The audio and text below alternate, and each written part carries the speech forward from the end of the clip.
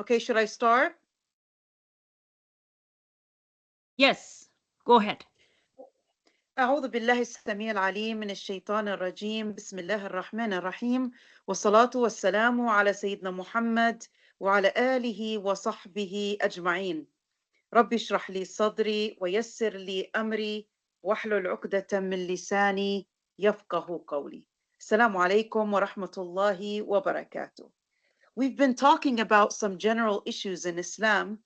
In the past classes, we talked about issues that had to do with marriage and divorce.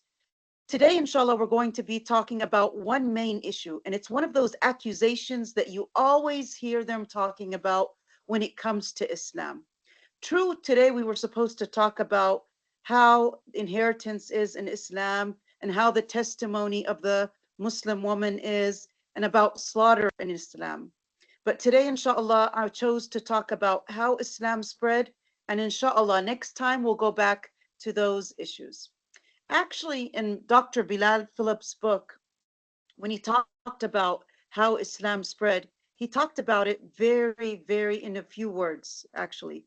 So for this reason, I went back to one of the great YouTubes for Dr. Fadl Sulaiman, and he answered this question very well. And I wanted to share his answer about how Islam spread because I think it's going to be very beneficial for you guys.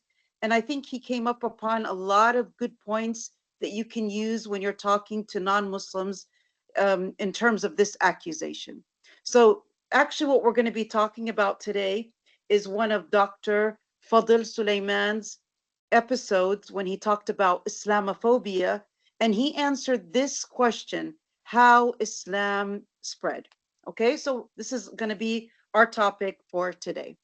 Actually, when you talk about Islam and how it spread, the first thing that comes in mind is Islam spread by Arabs.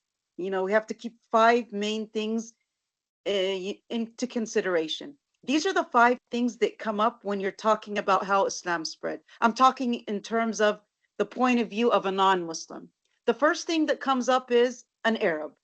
Okay, number two, that Arab is riding a camel. Number three, in one of the hands of that Arab, there is a Quran. And in the other hand of the Arab, which is number four, there's a scimitar or a curved sword, just like you see in the picture in front of you. And the fifth thing is that this Arab who's carrying this curved sword, he's coming to people and he's offering them a choice.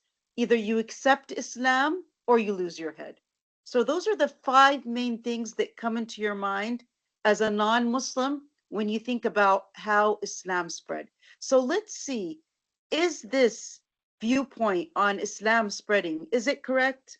Today, inshallah, we're going to answer this question in a few points, and I hope that these points will be very beneficial so that we can be able to answer these non-Muslims and this misunderstanding.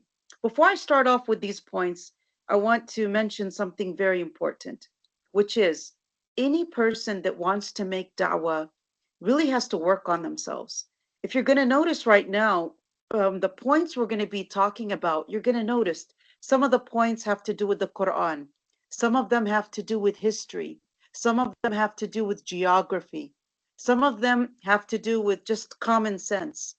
So for this reason, I think that every Muslim who wants to be a da'iyah actually has to be a very smart person, a person who works on themselves, a person who prepares. And in order to answer a question like this, you can't just have a few points. I mean, some people might just say, well, listen, I can just tell that non-Muslim that Allah said, La ikraha fid din, which means there's no compulsion in religion. Okay, you'll say that verse, but in the end, you just made one point. I mean, I think you have to have a lot of arguments because the discussion is going to go on, and that person is going to start asking different questions. So you have to be prepared for their questions, and you have to have, good proof in order to convince that person in front of you that Islam is not a religion of terror. Islam is not a religion that spread by the sword. So today, inshallah, we're going to be making these points. And like I said, I hope they're going to be very beneficial. Of course, the first thing we're going to tell that person who says that Islam spread by the sword is that what you're saying is very ironic. Because if you understood the core belief in Islam and you read about Islam, you would understand that Islam is based on something called the freedom of belief. And that Allah subhanahu wa ta'ala in the Quran said, لا إكراه في الدين قد تبين الرشد من الغي. This ayah is in Surah Al-Baqarah. It's ayah 256. The meaning of this ayah in English is that there is no compulsion in religion. The truth has become clear from falsehood. Here you might ask a question. What is the reason this ayah was sent down? Actually, Muslim scholars in the tafsir books have many reasons, but one of these reasons, which was narrated, and it's the opinion of Abdullah bin Abbas, radiallahu an, he told us why this ayah was sent down. He said, in the Jahiliyyah, when an Arab woman wasn't able to have a boy, usually when she was having children, she would always have females. So when she wanted to have a boy or a male, what would she do? She would vow to Allah subhanahu wa ta'ala. The people in the Jahiliyyah, they did believe in Allah subhanahu wa ta'ala, but they worshipped Allah subhanahu wa ta'ala through idols, but they believed there was a God. Anyways, when she noticed that she wasn't having any male children, what would she do? She would make, a vow or a yameen or a nadhr, we call it a nadhr, to Allah subhanahu wa ta'ala, that if Allah gave her a boy, she would Judaize, she would make that boy Judaize him. She would make him a Jew. Now here you might ask a question, why would she vow to make her son Jewish if Allah gave her a son? Well, actually, the mushrikeen that were living in the Medina, which was called Yathrib at that time, in the time of the Jahiliyyah, they were living with a lot of Jewish tribes. And even the mushrik Arabs, the pagans, they believed that the Jews had a better religion than them. Picture this. They were worshiping idols, but in their hearts, they believed the Jews were righteous more than them. So they felt because the Jews were more righteous than them, they were like, okay, if I have a male, I'm going to make that male become a Jew. Okay, so what happened was, if Allah gave her a boy, her boy would be a Jew and she would be a mushrika. So we had a lot of Arab families that the family was, a mushrik and idol worshiper, and their children, because they made a vow, they became what? They became Jews. So later on, when they became Muslim, what happened to these families? So the mushrik families that became Muslims, later on, they realized that Islam was the true religion. So they're like, now we have to make our children, our male children who became Jews, we have to force them now to Islam, because Islam is the true religion. Maybe back then, when we were idol worshippers, Judaism was stronger than our religion. But now that Islam came, we think that Islam is stronger than Judaism, and that Judaism is a religion that's been altered. So they started to try to make their male children become what? Become Muslims. So Allah subhanahu wa ta'ala sent down this ayah. There is no compulsion in religion. So they can become Muslims if they want to, but if they want to stick to Judaism, they can stay Jews as they wish. So this is the reason this ayah was sent down. So if you notice that in this verse, Allah subhanahu wa ta'ala is showing us that there's something called the freedom of belief. So how could we force people to become Muslims when Allah subhanahu wa ta'ala forbid us to make compulsion in religion? So that's the main thing that we have to talk about. So that's number one. In Islam, Islam is based on freedom of what? Freedom of belief. That's the first thing. Number two, if you want to understand Iman the right way, we all know that there's something called Iman and Islam. Iman is the belief in the 6 pillars of Iman, the belief in Allah, al-Malaika, the angels, the books, the messengers, the day of judgment, and the Qada and the Qadar. This is Iman, okay? And Islam is the 5 pillars of Islam, which is doing. Now, if you understand Iman the right way, as we were taught, Iman is not just words on your tongue, and it's not just a belief in your heart. Iman starts off as a belief in your heart, okay? And then it goes on to become a word on your tongue. And then it finishes off to become a what?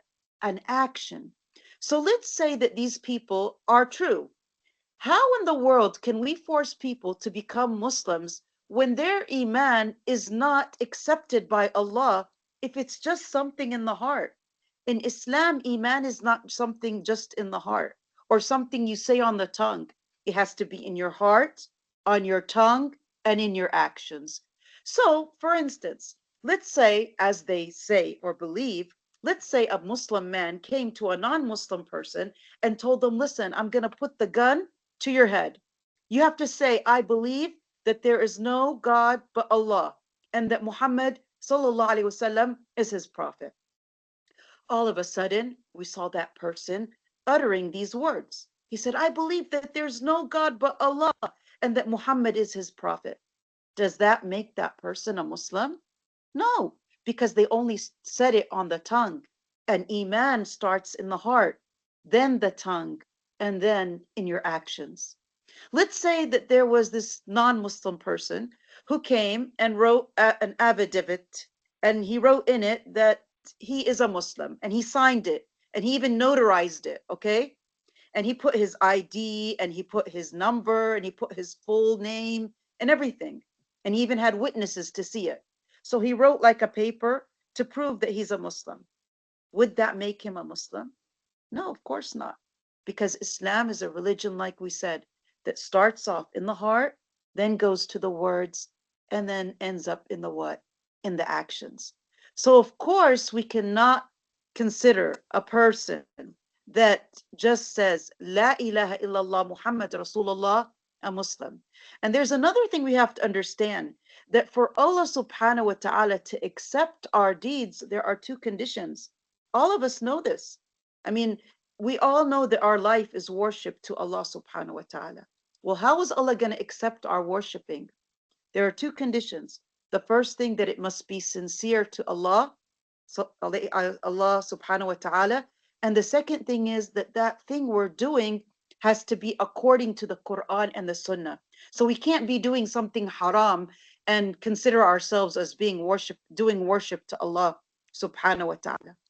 So the first condition, if you notice, is that we have to do this action or this saying as to be sincere to Allah subhanahu wa ta'ala. So how could it be sincere if you were forced? It can't be sincere.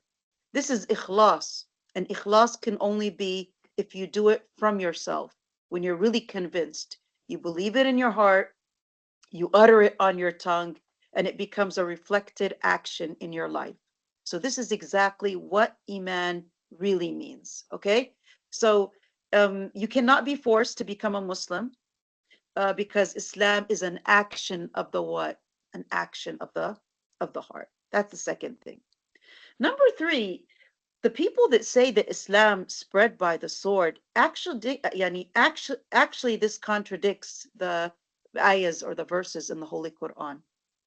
How does it contradict? I mean, if you open to many surahs in the Quran, and I'm going to give you 2 examples. One is in Surah Al-Kahf and one is in Surah Yunus. We already talked about the first ayah that was in Surah Al-Baqarah. But open to Surah Al-Kahf. What does Allah subhanahu wa ta'ala say in this ayah? He says, وَقُلِ الْحَقُّ مِنْ رَبِّكُمْ فَمَنْ شَاءَ فَلْيُؤْمِنْ وَمَنْ شَاءَ فَلْيَكْفُرْ. In this ayah, Allah subhanahu wa ta'ala is saying that the truth is from Allah. So whoever wishes, look at that word, wishes. If you wish to believe, let him believe. And whoever wishes, let him disbelieve. So it's up to you. Allah subhanahu wa ta'ala created every single person and gave everyone a free will to choose between the truth and falsehood, between Islam and any other religion other than Islam, between Iman and Kufr. So it's up to you to choose. This is what Allah gave every person. So nobody can make a person become a Muslim because it is his full choice. Another ayah which is in Surah Yunus. Allah subhanahu wa ta'ala says, وَلَوْ شَاءَ رَبُّكَ وَلَوْ شَاءَ رَبُّكَ. If Allah had willed, but Allah didn't will. وَلَوْ شَاءَ رَبُّكَ لَآمَنَ مَنْ فِي الْأَرْضِ كُلُّهُمْ جَمِيعًا. If Allah willed, Allah would have created everybody on this earth as a mu'min. Of course, we all were born mu'mins, but here the ayah is talking about staying a mu'min, staying a Muslim. So if Allah subhanahu wa ta'ala willed this, it would have happened. But as we all know, Allah subhanahu wa ta'ala created us humans. We are not angels. Angels were not given free will, but humans and jinn were given this free will. So for this reason, you have to respect that free will that every human being was given. That's why Allah subhanahu wa ta'ala said in the end of the ayah, or at the end of the ayah, He said, أَفَأَنْتَ تُكْرِهُ النَّاسَ حَتَّى يَكُونُوا مُؤْمِنِينَ. Are you compelling people against their will to believe? So these two ayahs in the Quran show that what they're saying is really a contradiction. There is no ayah in the Quran that tells people you must force them to become what? To become Muslims. So as you see, so far we're talking about the core belief of Iman in a human being and how it has to be in the heart and then on the tongue and then in the actions. And we mentioned several ayahs in the Quran, and all of these ayahs are talking about how you cannot compel a person to become a what? To become a Muslim.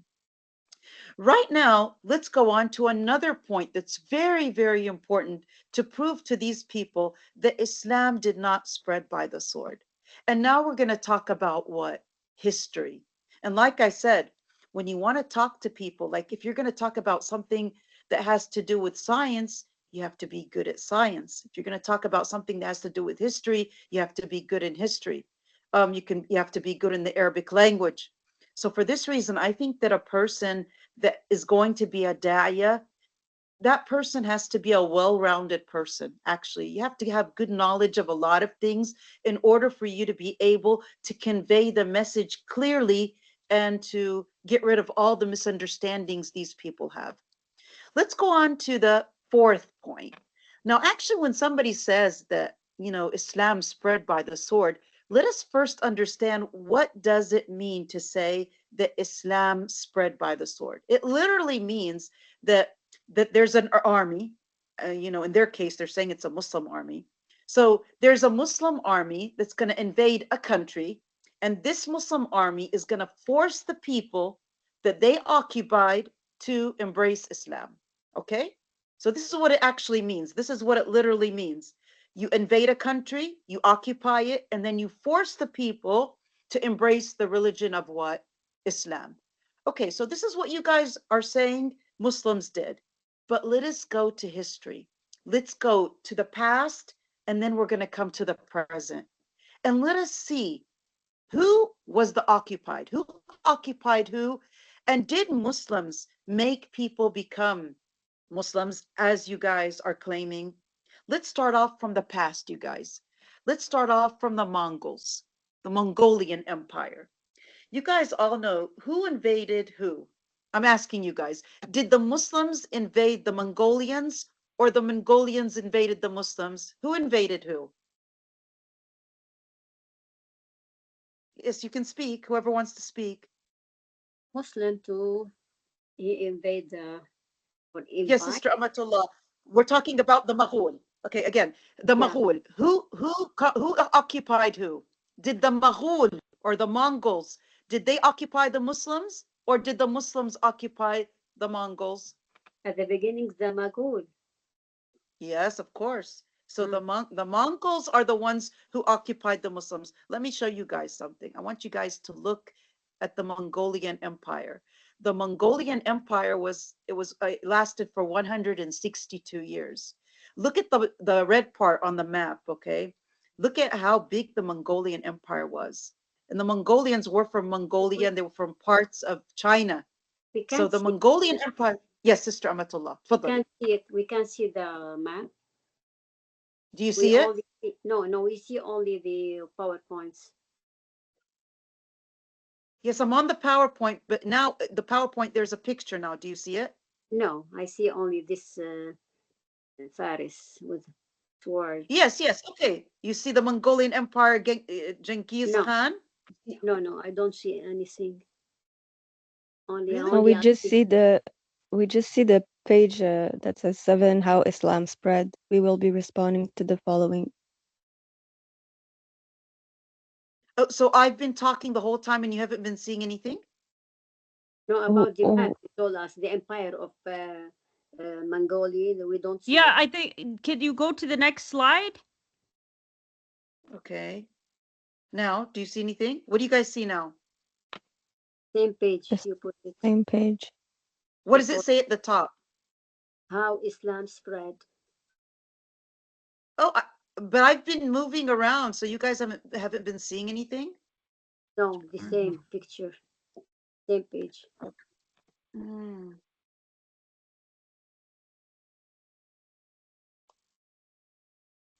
I wonder if you go to slideshow view. I pressed on something called hide. Would that be the reason why? It might be. Okay, let's go back and make a sharing again. Okay. Yeah, and if you put a I'm gonna- slideshow, then you'll just see one slide at a time instead of seeing all the ones on the left. I'm gonna go back and do share, Okay. and you guys tell me what you see right now. Just let me go. Inshallah. Inshallah, bismillah. Okay, right now, do you guys see how it says how Islam spread in the guy? Not yet. Yes. Okay. Yeah. Now I'm gonna move. I'm gonna change the. Now, what do you guys see? Same page. What is The The it? same. The same page? Yeah, so when you press share, what were the options? Okay, this is a. Okay, I'm sorry. Let No, me that's go okay. Don't back. worry. Okay. All right. I'm gonna do stop sharing and go back again and see what it says for me. Okay. I'm gonna press share. Okay, and It what tells options me- does it give you? It tells me screen, window, or tab, or Microsoft Whiteboard. Oh, okay. Put screen. Okay.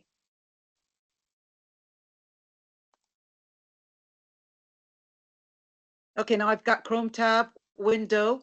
I'm gonna press window, right? Or entire screen. Entire screen. Entire screen. Mm-hmm. And that will All right. put everything that's on your screen on our. Oh.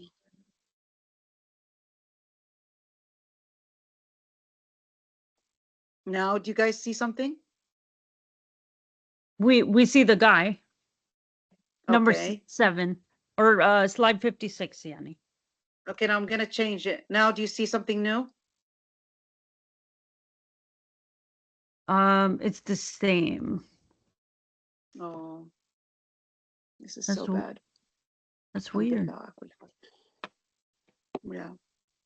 Because I've been talking for a while and explaining to you guys, but it's not showing, and that's a problem actually. You don't tell. You are حبابين كتير. Yeah, you guys are so clean. Nobody said anything. No, we're listening. Yeah. Yeah, but when you listen and you see, it sounds better actually. Yeah. Yeah. Okay, so I don't know what to do. SubhanAllah. Do you still see me? Yes. Can you stop sharing and you see where it says slideshow or presenter view? There should be presenter view. So the slideshow would unless you Okay, you want to. where's it? Okay, so in the actual PowerPoint right there with the orange.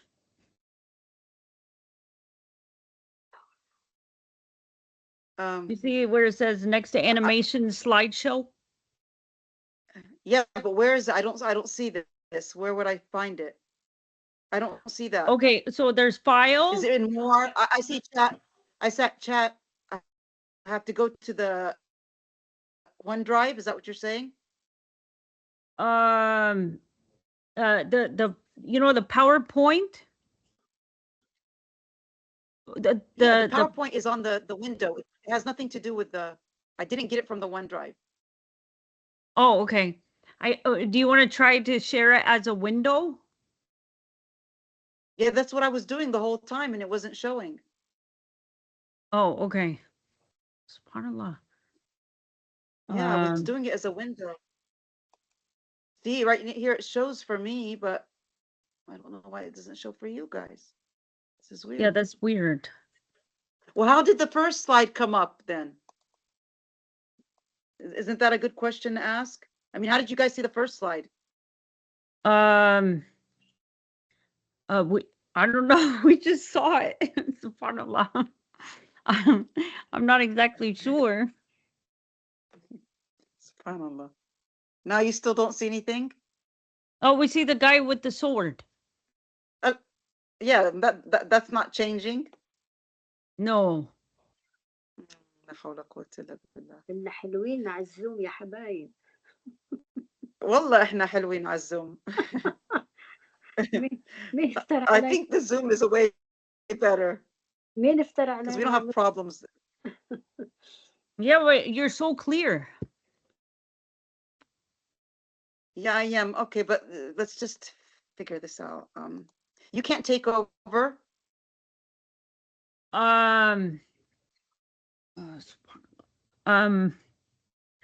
Listen, I'm gonna browse the OneDrive. Let me see if it comes out from the OneDrive. Maybe Okay, it'll come from it. Okay. Let me try to Google.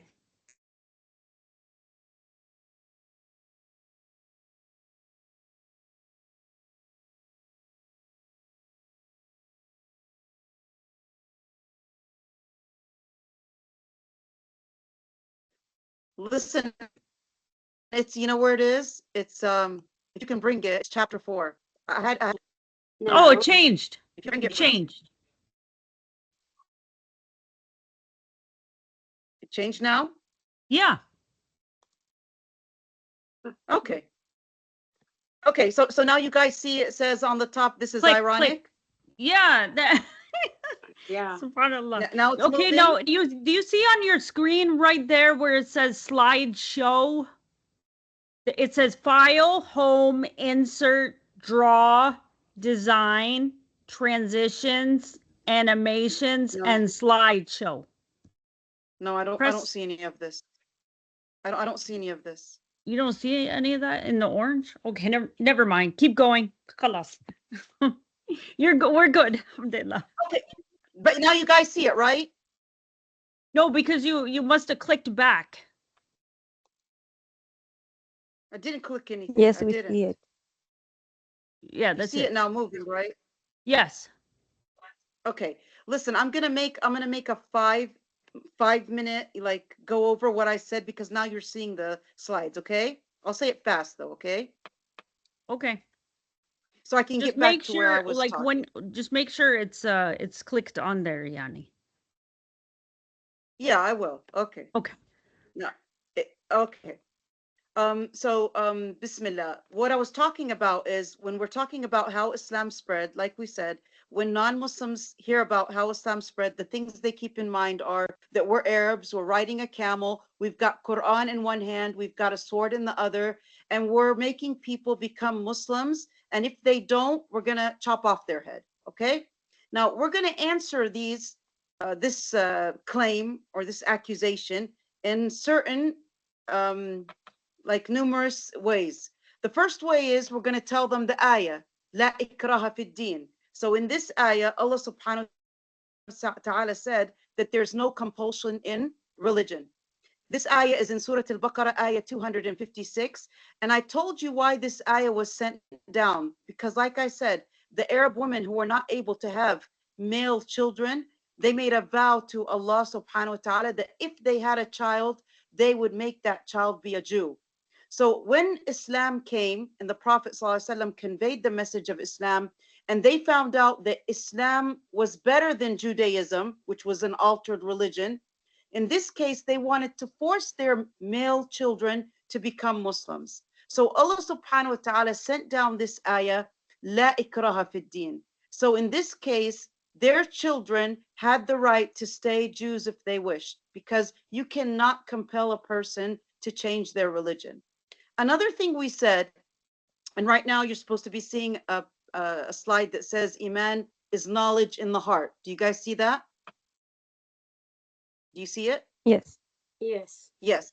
Okay. So the second way we're going to answer them is we're going to tell them, if you understand the core belief of Iman, then you have to understand that Iman goes through 3 procedures. It starts off in the heart, and then it goes to the tongue, and then it becomes an action.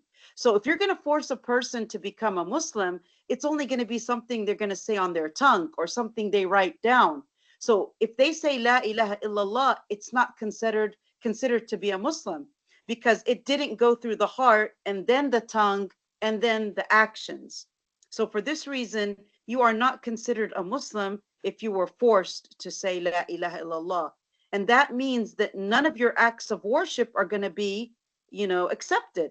Because in order for your worship to be accepted, there are 2 conditions.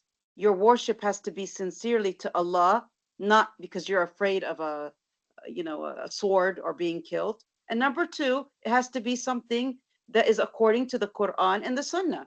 So just saying something doesn't mean that you became a part of that religion.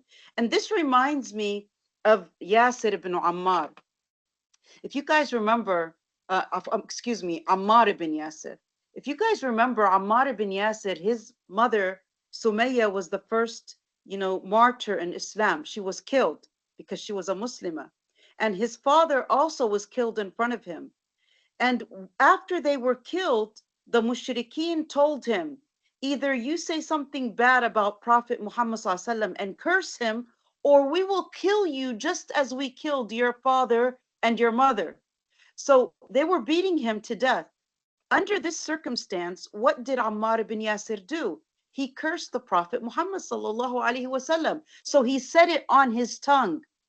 After that, they let him go, and they didn't kill him because he cursed Muhammad sallallahu alaihi wasallam, and he mentioned their idols, with good things. After that, the Prophet passed by him and saw him, and Ammar ibn Yasir was very, very shy to look to the Prophet.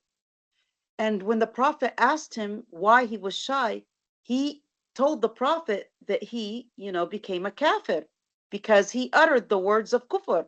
He said bad things about the Prophet Muhammad ﷺ, and he mentioned the idols in a good way. The Prophet ﷺ asked him a question.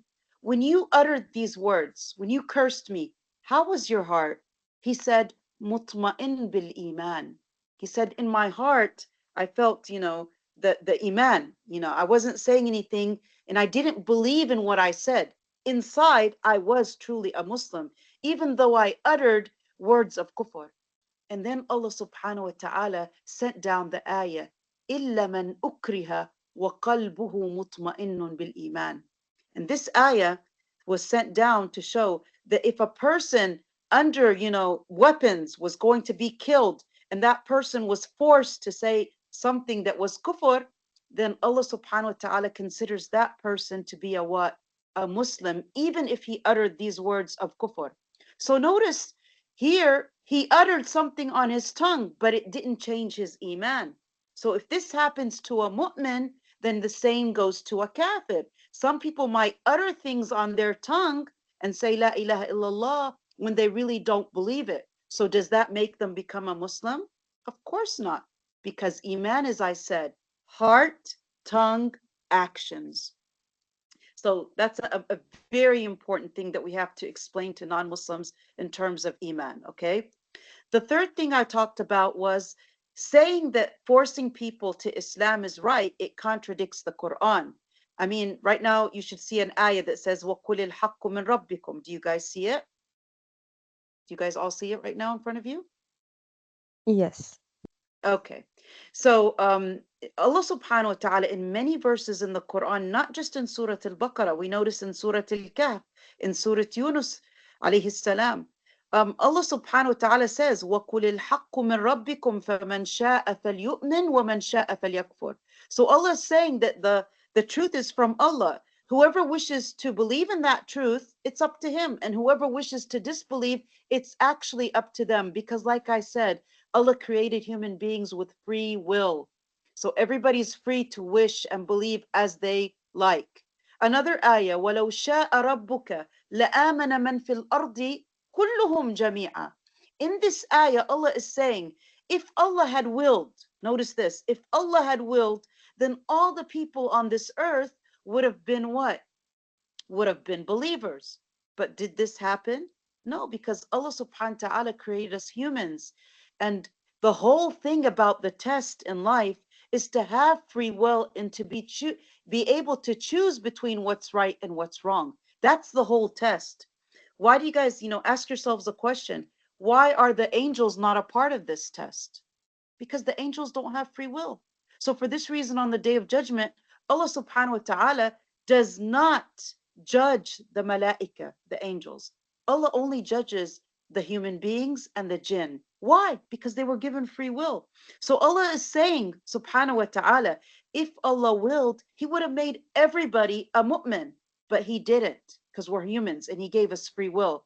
And that's why Allah subhanahu wa ta'ala said after that, أَفَأَنْتَ تُكْرِهُ النَّاسَ حَتَّى يَكُونُوا مُؤْمِنِينَ? Are you trying to compel people against their will to believe? You cannot do that. So this is not a part of what? Of Islam.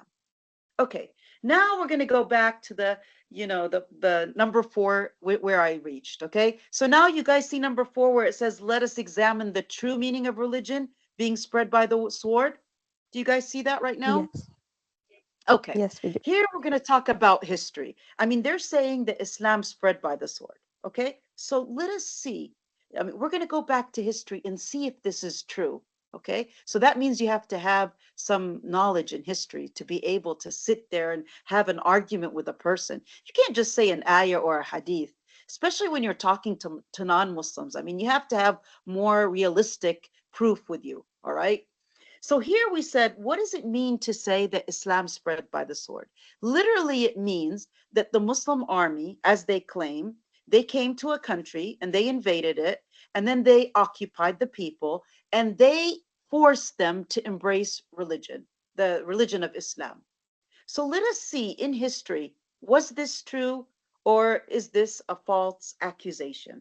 Okay, we're going to start off from the past, and I'm going to give you certain examples. And from these examples, you are going to be convinced, inshallah, that Islam did not spread by the sword. And the Muslims never made people become Muslims whatsoever. Let's start off with the Mongolians, okay? Here I wanted to show you the Mongolian Empire. So now you guys see the map, am I correct? Do you guys see the map right now? Yes, we That I do. was talking about? Yes. Okay, Yes. the red part of the map, sisters, is the Mongolian Empire. And you guys know the Mongolians, they were from Mongolia and also from parts of what? The parts of China. The Mongolian Empire, it lasted 162 years, and it was one of the most vicious, powerful empires in the world. And all of you guys know about Genghis Khan, one of the, the rulers of the Mongolian Empire. And you guys all know how vicious and hostile he was and how he used to kill people so bad. Look at how great his empire was. We're talking about almost all of Asia, a big part of Europe, and a lot of northern Africa, okay? And many of the Arab countries also, from Bilad al-Sham. So let's see what they did. Okay, the question I want to ask you guys right now is, who ruled who? Who occupied who? And I think Sister Amatullah was answering my question. My question was, the Mongolians, are they the ones who occupied the Muslims, or are the Muslims the one who occupied the Mongolians? Again, can you answer the question, Sister Amatullah? Who occupied who? Mongolian at the beginning. Okay, good. So the Mongolians, not just in the beginning, the Muslims never occupied them, and we're going to see right now. So it was actually the Mongolians. They are the ones who invaded the Muslim world, and they are the ones who occupied the Muslims. Okay. Now here I want to ask you guys. Sorry, what about the Turkish who used to fight them at the end? Turkish. Yes, the Turkish fought them. occupied- Yes, you're right. Occupied Yeah, them. but but they were fighting them in order to defend themselves. Okay. Am I but correct? they don't occupy them. No, they didn't. No, they didn't. No, the Muslims fought, and right now I'm going to tell you how who won, how the Muslims won over the Mongolians. Okay, but the Muslims were fighting them not to force them to become Muslims. No, they were fighting them in terms of self-defense. Right. Okay, because they were very vicious people. And if you wait just a few more minutes, we're going to talk about why Islam made jihad an obligation. What are the cases in which a Muslim makes jihad? Even here, we studied about the Mongolians and how crazy they were. They were vicious and crazy people. Yeah, they were very vicious, and they killed many Muslims. And subhanallah, they killed everybody. Subhanallah. Yeah, they killed everything. Yeah, they were very hostile. So here the question is, okay, didn't they say that Islam spread by the sword? Okay, the question is, did the Muslims did they embrace the religion of the Mongols, or did the Mongols embrace the religion of the Muslims? In the end, I'm asking you guys, did the Muslims convert to the Mongolians' religion, or did the Mongolians, are they the ones who converted to Islam? Yeah, some of the Mongolian, they revert to Islam, especially of At-Tirmizi. Yeah, okay. Used to have a maid. You're right. Yeah. Yes, you're right. You picture this, 162 years of hostility, killing Muslims. Subhanallah, in the year 1252, the oldest son of Genghis Khan, which was the man in charge of the Mongolians, the vicious ruler, his oldest son, which his name was Baraka Khan, he became a Muslim. He went to a place called Bukhara, and there was this Muslim man, his name was Saifuddin, and he inspired him to become a Muslim. And so when he came back to Mongolia, he became a Muslim, and he conveyed Islam to his wife, who also became a Muslim, and then Islam began to spread, and the Mongolians became what? Muslims. Tayyib. What does that mean? It means for the first time in history, the occupier embraced the religion of the occupied country. So it was the opposite. That's true. Subhanallah.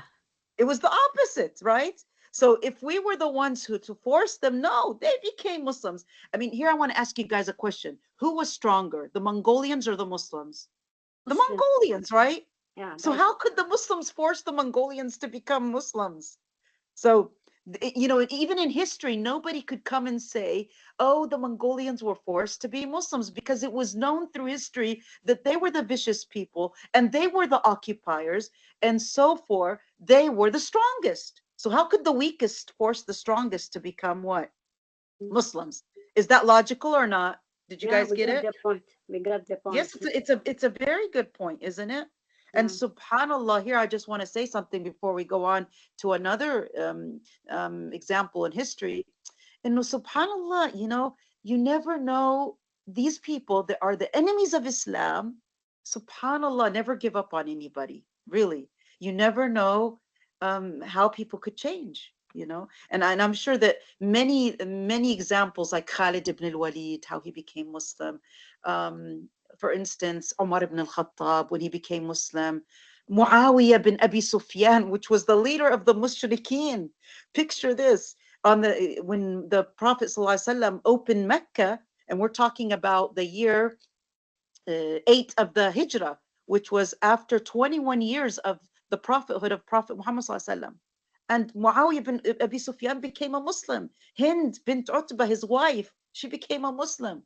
So you never know, subhanallah, a person could be so vicious, so hostile, so against Islam, and then subhanallah, his or her heart will be enlightened by Islam. How many people did we hear about trying to make bad movies about the Prophet Muhammad ﷺ? And while they were preparing this movie, they learned about Prophet Muhammad ﷺ life, and then they became what? They became Muslims. So subhanallah. So if the Mongols became Muslims, I mean, you never know. Subhanallah. So I think that was a good point that Yeah, Fadl Sulaiman made. and Okay, and Dr. Fadl Sulaiman. and Okay. I Yes. discovered something, Dr. Mona. Yes, Just Fadl. you say it, disprove that Islam not spread by this word. You said Yes. very valuable word when you said that when he went, the son of the Barakah of Genghis Khan Yeah, went Barakah Khan, the son of, Bukhara, yeah, yes. to Bukhara, Yeah. he inspired. This inspire word is more stronger than the حد السيف. Yeah. زي ما يقولوا. Yeah, yeah. We can say Islam spread by inspiration, not by the sword. Inspiration, yes, Yeah, not by sword. Yeah, yeah, you're so right.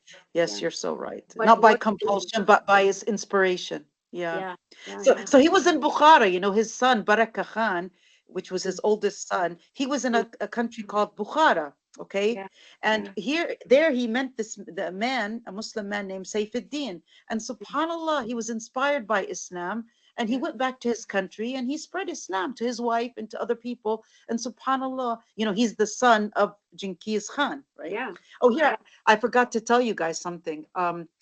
The Mamluk dynasty, which were Muslims, they are the ones, they fought Genghis Khan, and they won the battle in a battle called Ain Jalut. Ain Jalut.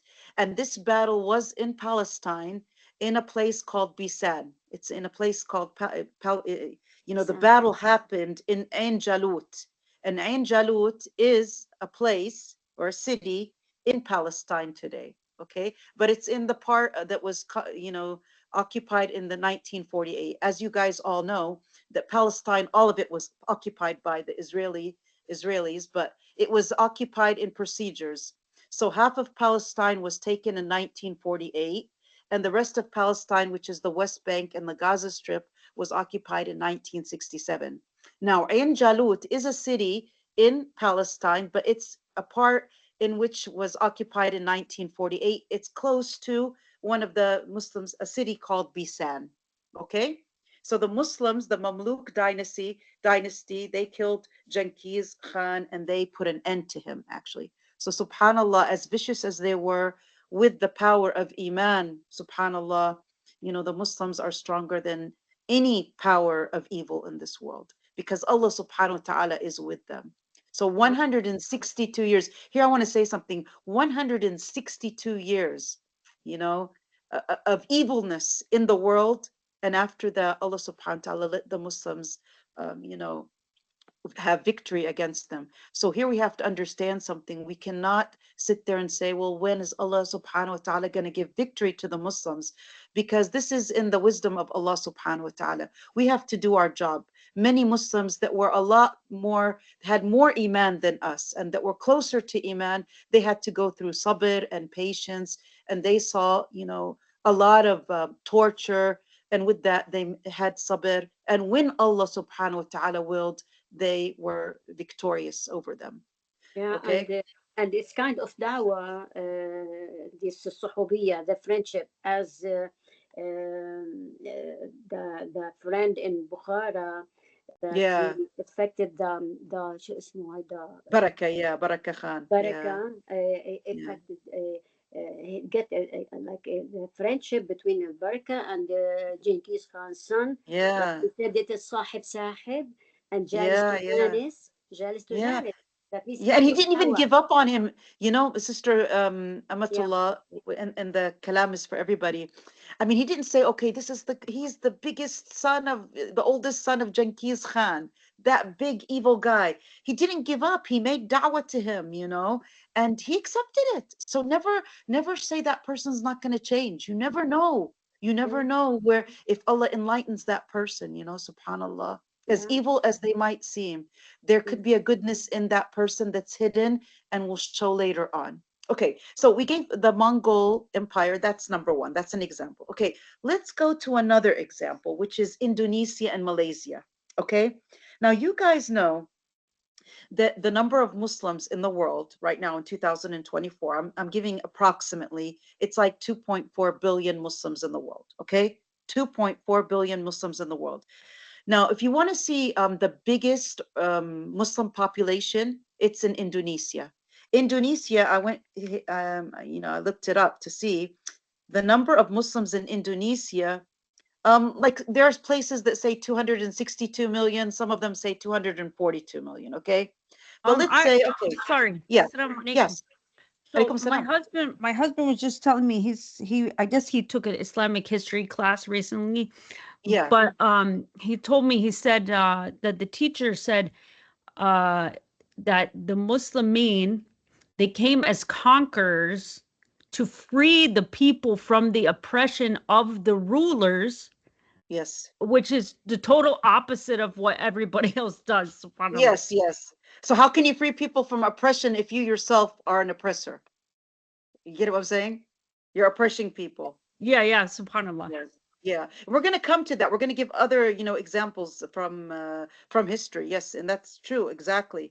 Yani, like one of the Muslims said, "جئنا لنخرج الناس من عبادة العباد إلى عبادة رب العباد." We came to rescue the people from worshiping people to worshiping the God of the people. And that's what people were, in the Roman or the Persian Empire. They were like peasants. They were slaves to people.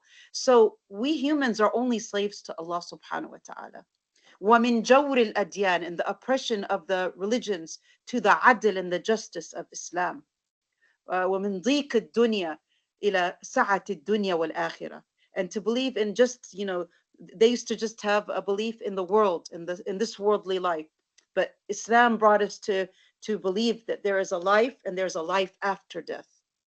So it's like they made salvation to the people, actually. Exactly. Right now, what I'm talking about is Indonesia and Malaysia. Thank you, Sister Nora, for that information. So Indonesia and Malaysia, like I said, they're the two biggest countries that have, as a Muslim population. If you notice, like the number of Muslims now in 2024, like I said, is like 2.4 billion Muslims. I can't say that that's, 100% right. I mean, because there could be Muslims out there that are hiding their Islam. There could be places where even the countries that are non-Muslim countries, they actually don't tell us the right number of Muslims, how much they are. So I'm saying approximately 2.4 billion Muslims in the world. Okay, now, if you add Indonesia and Malaysia, because the number of Muslims approximately in Indonesia are 242 million, and in Malaysia, it's 20 million. So if you add them up, the 242 and the 20, how much are they? They're 262 million Muslims.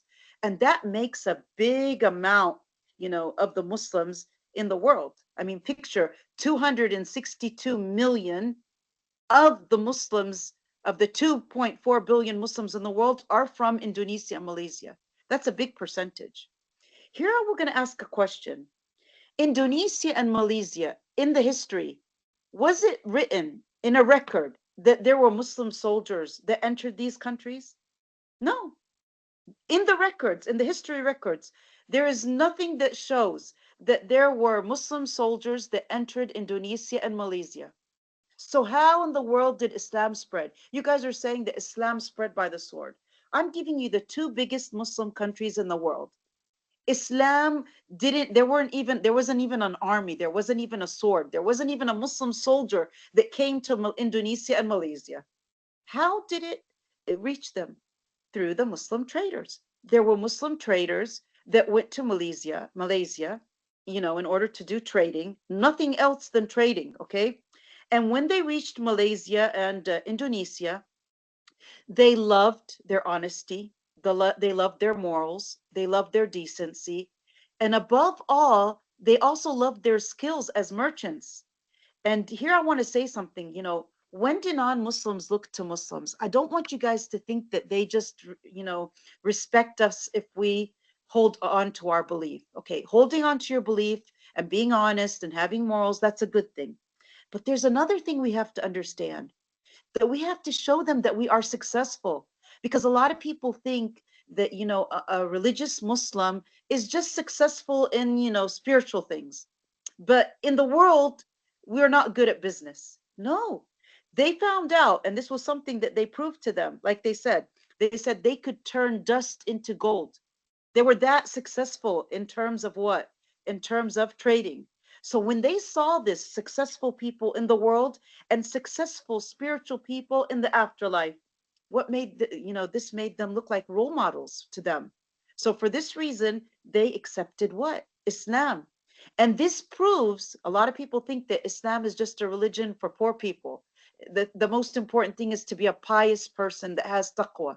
No, you guys, we have to understand something. We have to be successful people. Like if I'm working in a company, and I'm working between non-Muslims, I have to try to be the most successful person. If I'm working in a college between non-Muslims, I have to try to be the most successful professor so that they can look to us and say, well, look at them, honest, decent, have good morals, and look at that. They're the most successful, you know? So we have to have money, we have to have businesses, we have to do our job in this world because Islam teaches us to be successful, not to be people that are just sitting in a masjid and reading Quran. Because worship in Islam is every aspect in life, and salah is just a part of it. So we have to be there in every aspect of life. Would anybody here want to say something before I go on about Indonesia and Malaysia? Okay, so Bismillah. yes, تفضلي sister Amatullah. Can I go further than Malaysia and Indonesia? Yes, you can, of course. Even our best doctor, Aysha, is living now in Malaysia. In Malaysia, yes, mashallah. Yeah, Yes, yeah. If we go back to the time of Khawarizm, and we yes, said, if everyone know that he the one who invented the numbers, and they used to call him, even the theory is logarithm. It's because of him. And yes, also the first one, he invented the numbers that American yes, use, the Arabic number, and right, he had 4 languages: Arabic, mashallah, Persian, and Turkish, and the Greek. And he used to mashallah. use this language to invest it in studying their science, their invention. Philosophy and Make stuff, it, yeah, yeah. He transferred the symbol, or the letters to numbers, and he right. make the mathematics. They used to call him the father of the mathematics, or riyadiyat, or computer. Yes, and GPS, because algebra and yes, logarithms, yes. logarithm, That we use GPS. today. Today, the YouTube and everything, it's logarithms, right? Yeah, yeah, and Yes, GPS, and all the airplane everything, work yeah. on this It's from, computer, and yes, even the yes, garage, open garage, close it from your car. Everything, it's depend upon him. All the yes. European world and the Western, they are like ala on his Yeah, yeah, they're depending knowledge, on his and knowledge. his You're knowledge. right. We are But at proud the same as time, Muslims. Sister Amatullah, yes, okay, I'm sorry. Yeah, go تفضلي. on, please. No, no, go on. I'm sorry. Yeah, that just he was from not Bukhara, Khawarizm, yeah. Khawarizm, from Khawarizmi, because of the place or the country. The place he's from. Muhammad Yeah. bin Musa al-Khawarizmi, but he was living there and working as a farmer to his fatherland. Then his sheikh in the masjid told That's him, what I wanted you to say. That's why I was going to go. ask you with all that knowledge he had, but he was also a pious, Yeah, religious man, right? yeah, You yeah. know? And his sheikh asked him go to Darul Hikmah, which is in Iraq. Yeah. And there was Harun al-Rashid, and he used to Yes. gift golden gift Yes, for for the the one books. who Yes, he used to encourage respect them, knowledge. ulama, Right. mashallah. And Yeah, yeah. subhanallah, and he covered all the world with his ilm. Yes, Alhamdulillah. the algebra that he made, it was Yeah, said, this is what our Muslim scholars taught us in the university, that he came up with algebra in order for him to solve problems that had to do with inheritance in Islam. So he came up with the whole thing for Islam. He was trying to solve problems. So he was that, trying to serve Islam in terms of mathematics. Subhanallah. And with that, and it, so he's successful. So what I'm trying to get to you guys is the lesson from Indonesia and Malaysia is not just to be a noble person, an honest, a person with morals and akhlaq. Also, we have to be successful. And I'm sure that many of you guys work and you guys deal with non-Muslims. So wherever you work, you guys have to be the ones to leave the mark on this on this earth. You guys have to be the ones that are distinctive, the best, so that people can look to you and see, oh, look at that person. They're successful and they are Muslim. Because we do not want people to put in their mind, oh, a Muslim is a poor person, a person who's, wearing clothes that are really unclean. You get what I'm saying? A lot of people have those bad ideas about a Muslim. So we have to try to be the best, inshallah. We have to try to be the best. But to be humble, of course, not to be arrogant. You understand what I'm saying? Okay, another example is China. Okay, Dr. Fadl Sulaiman, I want to tell you guys something. MashaAllah, this man, he has on the YouTube, he's got videos in Arabic and in English. So you can listen to him in any way you want. He's an Egyptian scholar. He lives in, if I'm not wrong, in the UK. And he made this whole series about Islamophobia. And he made it like 8 years ago. Okay, it's on the YouTube. And anyways, he was talking about China, that this leads us to China. He said that he knows the Grand Mufti in China. And this is something that he's saying like 8 years ago, okay? And he said that he asked the Grand Mufti in China how many Muslims there are, okay? And the Grand Mufti, this is eight years ago, he told him that there are 200 million Muslims in China. 200 million Muslims in China. And Dr. Fadl Sulaiman, what did he say? He said, it's unlike the figures that they usually officially quote, like 50 to 70 million, okay? I looked it up on Google just a few minutes ago, and it said, because this is like 8 years later, it says it's 120 million.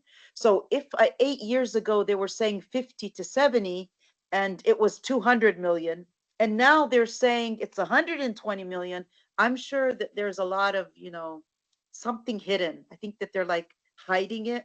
And then you guys all know about the Muslim Uyghurs in China, and how they're putting them in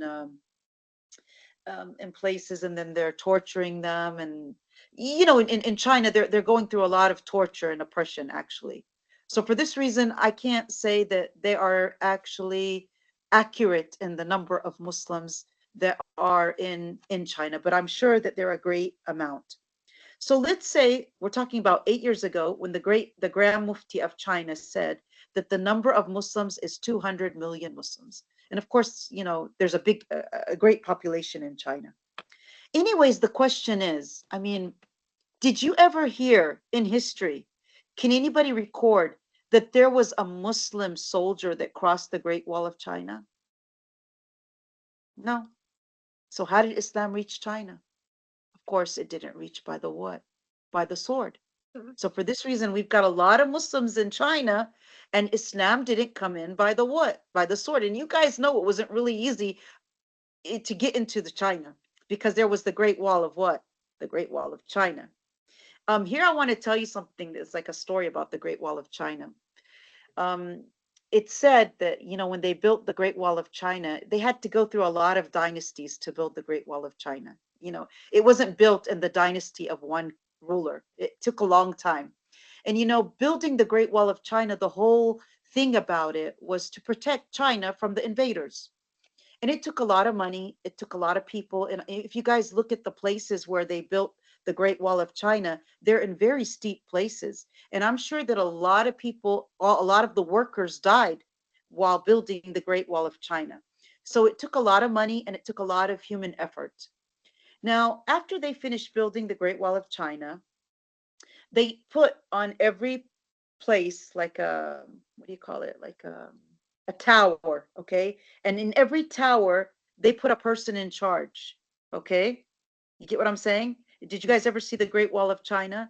The Great Wall of China, you can, a car can go through it. So like every certain meters, they would put like a tower, and on the tower there was a person that was being like a security guard, okay? So that was how secure the Great Wall of China is. Yes, who wanted to say something? Is it Sid Zulqarnain or not?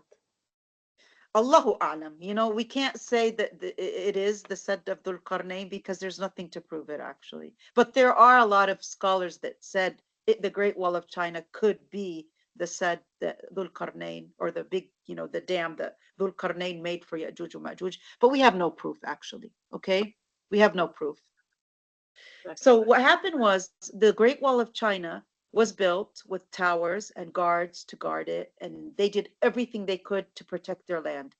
After they finished building the Great Wall of China, they noticed something, and it was just so surprising and terrifying and astonishing to them. They noticed that the Great Wall of China was invaded, and it was invaded by people without having to fight. You get what I'm saying? So they went through the Great Wall of China without having to even fight them. So after that, the ruler of China asked himself a question. He's like, we put all that money into building the Great Wall of China. There were so many human beings that died while they were building the Great Wall of China. And now they invaded China without even war. So after that, they just did investigations to find out how they were able to invade the Great Wall of China without going through war. What do you guys think was the reason? How do you guys think they were able to invade the Great Wall of China? How do you guys think? Think about it. How could they invade the Great Wall of China without a war, without fighting? There's only one way, and it's the logical way. Do you guys know what it is? Would anybody like to try? You want me to say the answer? Are you guys listening to me? Yeah, please. Can you say it, please? Yeah. So they found out that the way they invaded the Great Wall of China was, remember when I told you, like every few meters, 100 few meters, there was like a tower, and in every tower there was a what? A guard. So what happened was these guards betrayed their country, okay? So they betrayed their countries and they let in the invaders. So after that, they sat to themselves and they said, we put all our effort into building a wall, but we didn't put our effort into building the citizens of our nation. So for this reason, I want to tell you something, and this is another lesson we learned from China, that they built the Great Wall of China, but it didn't protect them from the invaders, because if whatever you build, it's not important what you build. The most important thing is, before you build buildings in your country, the most important thing to invest in is your citizens, to invest in the people who are going to protect your country. Because if you built so many walls and your people were betrayers, and they betrayed their people and they betrayed their religion, then forget about it. That means you're doomed to fall. Okay? So this is another lesson we learned from China. Other than that, Islam didn't come to China by the sword, because China had the Great Wall, and Islam went to China, or spread to China, in terms of the traders, the Muslim traders and their morals. Yes, Sister Amatullah. Yeah, sorry. Maybe the language not make me understand the total meaning of about who invade the wall of China. Oh, okay. This is another story I'm telling you, that when the Chinese people built the Great Wall of China to protect them from the invaders, how did the people come into the Great Wall of China? They came into the Great Wall of China not by invading it, not by war. They came in because the Hurras, I'll say it for you in Arabic. Yeah. لما بنوا السور الصين العظيم حتى يحمي الصين، اكتشفوا انه الناس اللي غزوا الصين ما دخلوا عن طريق الحرب. يعني لسه لو دخلوا عن طريق الحرب كان اهون عليهم، لكن دخلوا عن طريق ايش؟ الجواسيس، لان الحراس اللي كانوا بيحرسوا السور دخلوا في الجاسوسية، فاسقطوهم وارشوهم، وبالتالي ايش صار؟ يعني دخلوا ايش؟ الصين. ومن هنا نتعلم درس، انه نستثمر في الناس وليس فقط في الايش؟ في البنايات، لان اهم شيء في الدولة هو اهل الدولة، صح؟ اذا كثير اوقات احنا بنفكر في بناء الدولة بالبنايات، لكن اهم شيء نستثمر فيه هو بناء الانسان.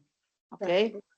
The most important resource for any country is the people, not the buildings. The people. They're the ones who are going to sacrifice. They're the ones who are going to build the country.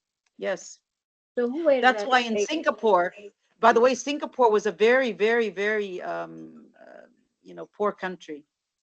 But what happened was their ruler, he came and he invested in knowledge and education. And he built a new generation that was strong in knowledge. And they're the ones who built Singapore. And now all of you guys know that Singapore is a very, very, very rich country and very, very advanced country, right?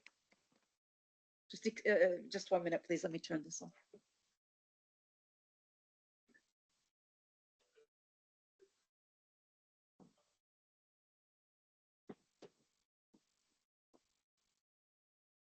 Assalamu alaikum.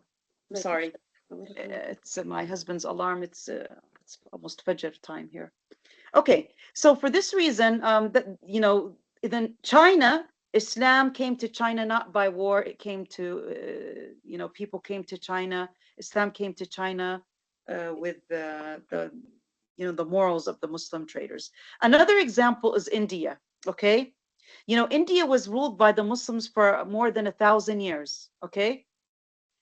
1,000 years, Muslims were in charge of India. The question is, are Muslims today a minority? No. Excuse me. Are Muslims today a majority? No. They are a minority until this day.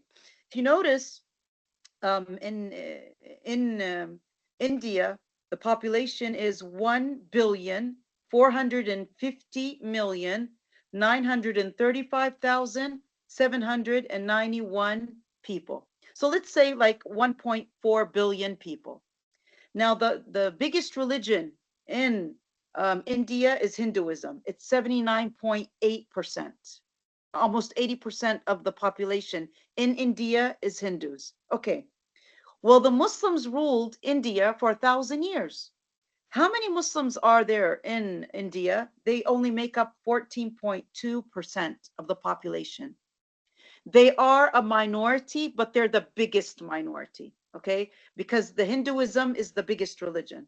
After that, Muslims, Christians, Sikhism, and Buddhism, they're minorities. But the biggest minority of them all is who? Is the Muslims. So the question is, if Islam spread by the sword, then why didn't the Muslim rulers in India revert the non-Muslims to what? To Islam. Why isn't Islam the biggest religion in India? What we see actually practically is that Islam is still a what? It's still a minority. So that's another proof. Okay. Another thing is, if you go to the Arabian Peninsula, you'll notice that there are a lot of, Arab countries today. Islam reached them with the peaceful spreading of the word of Allah, like Yemen, Oman, and there are some parts of Saudi Arabia today. These countries, they became Muslims in a very, very peaceful spreading of La ilaha illallah. So this is the Arabian Peninsula. Okay, now these are all, examples in the past. Let's now go to examples from the what? Present. Let's give an example right now, like the United States, okay? Now, if you go to the website of the National Council Churches in the United States of America, they state that Islam is the fastest growing religion in the world. We know that the biggest religion in the world is what? Christianity. And, Christianity has a lot of branches. After that comes what? Comes Islam. It's noticed that in America, every day, we've got between 300 and 500 reverts daily. So it's the what? The strongest growing or the fastest growing religion in America. If you came to any revert, I don't know if Sister Noura is with us right now. Sister Noura, are you with us? Are you listening? I don't know if she's with us. Maybe she left. But if you come to any revert and ask that revert, did anybody make you become a Muslim? Did anybody bring a sword or a gun and tell you have to be a Muslim? Sorry, I had it muted. It's okay. We just had two people. Yes, Sister Noura, we were talking about Islam being the fastest growing religion in the world. Listening. Yeah. We just had two people make Shahada here this weekend. Subhanallah. So one at 6. Yeah. Actually 3. We had this sister who was a revert who actually gave her cousins Dawah, and 2 of them made Shahada this weekend, and then a brother at another totally different location. Yeah. So was anybody forced to be a Muslim? I mean, are we strong in America? I want to ask you a question. Can a Muslim go in America and pull out a sword or a gun and say, "Hey, you guys, you have to be Muslims"? It just doesn't make sense. So how do you? No, no. I mean, Muslims can. They're so weak today. I'm sorry to say this, but even in Europe, Europe, Muslims are, mashallah, there are a lot of Muslim people becoming Muslims in Europe. Are there any Muslims going out there and being terrorists and telling them, listen, you guys have to be Muslims or we'll shoot you? Of course not. So it's just contradicting. I mean, you're saying stuff that doesn't really make sense. The question is right now, why is Islam spreading? It's spreading because we are educating people about the truth of Islam. And if you come to anybody and you ask them, why is Islam the fastest growing religion in the world? Like I want to ask you, Sister Noura, why did you become a Muslim? What was your reason for becoming a Muslim? If you could like summarize it, what was your reason? Um, for one thing, I was the tawheed and Yeah. happiness and a way to live your life. Yeah. Subhanallah. And that's one of the three reasons I put here. If you look at number 3, one of the reasons why Islam is the fastest growing religion is because Islam is clear and simple. Qul huwa Allahu ahad, Allahu samad. It's so easy. Who's Allah? Lam yalid, wa lam yulad, wa lam yakun lahu kufuwan ahad. Allah is one. He has no wife. He has no son. And he's not like any of his creations. How could he be like any of his creations? And he's the creator. So it's so easy to understand Tawheed, but it's so sophisticated and complicated to understand something called Trinity. How can 3 be 1? It doesn't make sense. That's one of the reasons. Another thing is because Islam is logical and scientific. It's something that, it convinces you. It's logical. It's not like a lot of Christians and non-Muslims out there that they are, they're blind in their faith. I remember because here in Ramallah, we do have some Christians. And I remember when I was, because I studied 11th and 12th grade here only. And I studied in Ramallah, and my English teacher was a Christian. And I really liked her a lot, and I wanted her to become a Muslim. So I asked her a question. I asked her, do you believe in Adam? She said, yes. I told her, do you believe, Adam doesn't have a mother or a father? She's like, yeah. I'm like, do you really believe that? She's like, right.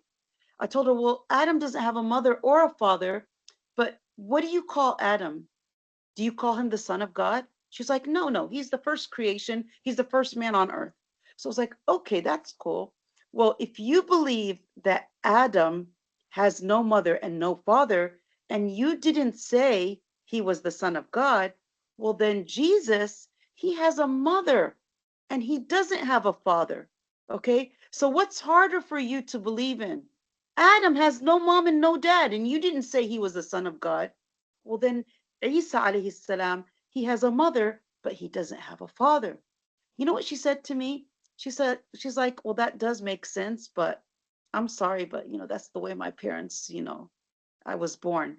What do I call that? I called that blind faith. You're just a Christian and you know what you're believing in doesn't make sense, but you're just believing in it because that's the way you found your ancestors or your parents. So it's logical. It's not blind faith. And the other thing is because it provides answers for those questions that every heart and mind asks. There are so many important questions in life, like who created me? Why was I created? What was I created for? What's going to happen to me after I die? There are a lot of questions out there that people need answers to.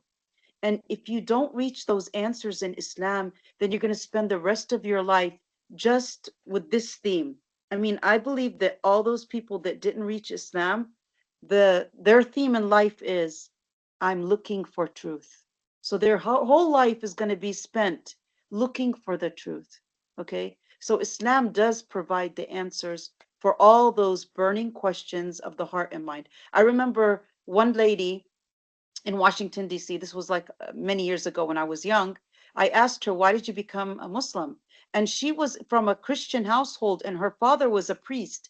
She said, because I used to go to the church, and picture this, my dad, he had knowledge in the Christian religion, but every time I asked questions, he was like, it's just like that, believe and don't ask. So he never was able to answer my questions, you know. So she found the answers in Islam.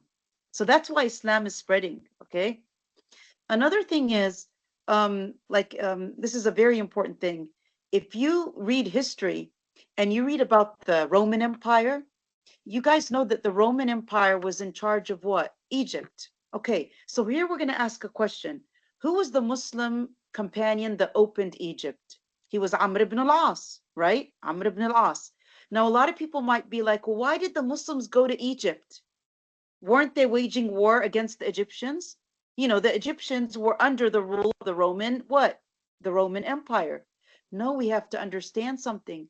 The Muslims were not fighting the Egyptians. Rather, they were fighting the who? The Roman Empire. Because the Roman Empire, they were the ones who went against who? The Muslims. They were the ones who went against the Muslims. Because in Islam, you know, what happened was there were a group of Christians that were living in Arabia, the south of Arabia. They were called the Ghasasina, okay? The Ghasasina, or in English, they're called the Ghassanid tribes. I don't know how to say it in English, okay? These tribes, they were Arabs and they were Christians. They were living in the south of the Arab Peninsula. The Prophet Muhammad ﷺ, he used to always send like ambassadors to Islam to tell them to become what? You know, to invite them to Islam. So what did they do? They killed the ambassador that the Prophet Muhammad ﷺ sent. So do you guys know what it means when you kill an ambassador? That means that you are waging a war against that country, because an ambassador has to have, you know, in terms of he's a diplomat. So that person that's a diplomat, they have to be safe and secure because they are coming from that ruler as an ambassador and they're saying something to you. So what they did to that ambassador was they killed him. And that's why the Prophet ﷺ waged a war against them, because you cannot kill an ambassador, okay? Later on, these Arabs, or the Ghazasna, what did they do? They had an ally with the Roman Empire, and they were what? They were going against the Muslims.